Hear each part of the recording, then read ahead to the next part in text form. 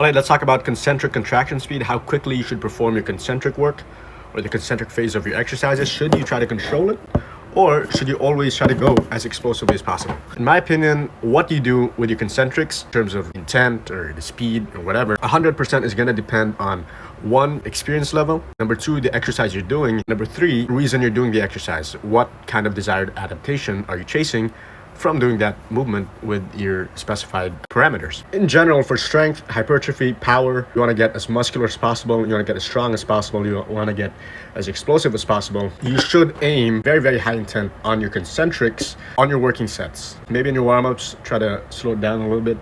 But for your working sets, you want to really try and produce as much force as possible, as explosive and intentful as possible.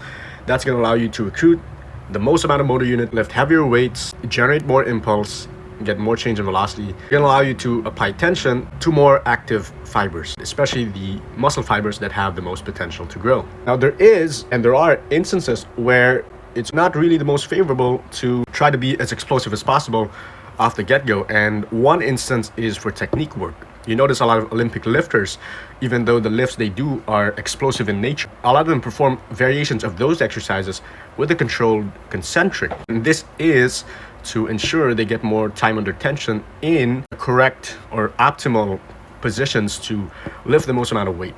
If you're new to a specific exercise, you want to improve your technique, and especially if you're a beginner, you can use a relatively slower concentric. Slightly controlled concentric is probably going to be more favorable to learning correct technique, quote unquote correct technique. Technique's kind of a social construct, to be honest.